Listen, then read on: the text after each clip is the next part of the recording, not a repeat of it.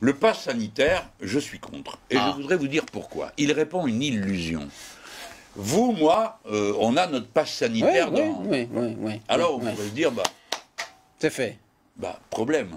Vous, moi, vaccinés, nous pouvons continuer à transmettre le virus. Par conséquent, nous sommes obligés de considérer que le pass sanitaire ne nous protège pas. Non, ça non. Donc, à quoi sert-il?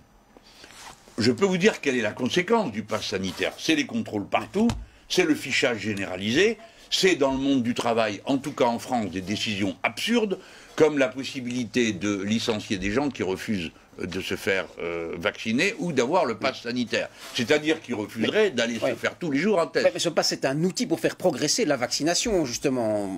Ah bon, donc c'est bien ce que je dis. C'est un outil. Il s'agit de faire peur aux gens, pas n'importe quoi. Hein.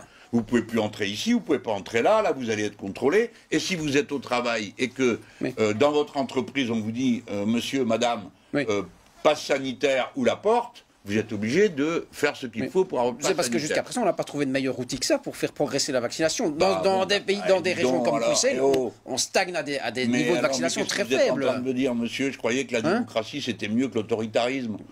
Alors, non, le pass sanitaire est un outil. On est contre les sociétés autoritaires. Donc le vaccin obligatoire, vous êtes contre aussi alors? Mais la vaccination obligatoire. D'abord, je vais vous dire une chose. Je ne vois pas pourquoi les politiques devraient avoir un avis scientifique. Et je rappelle que ceux qui se sont risqués à ce genre de bêtises dans le passé, ça a donné des résultats catastrophiques. Donc, moi, qu'est-ce que je fais dans un domaine qui n'est pas ma spécialité? Je regarde ce que disent les grandes institutions mondiales. Que dit l'Organisation mondiale de la santé? C'est qu'on ne peut rendre obligatoire des vaccins que lorsqu'ils ont connu une phase d'expérimentation suffisante. C'est la raison pour laquelle il vaut mieux convaincre que contraindre. Nous vivons dans une société promise aux pandémies. Parce que la cause de la pandémie n'est pas annulée. Et la cause de la pandémie, quelle est-elle? La zoonose, c'est-à-dire le transfert des virus des animaux sauvages aux animaux domestiques et aux êtres humains. Avez-vous entendu dire qu'on arrêterait de couper un seul mètre carré de forêt dans le monde? Malheureusement, non. Est-ce qu'on va supprimer les élevages intensifs? Non plus. Donc, tant que ce n'est pas fait, prenons nos dispositions.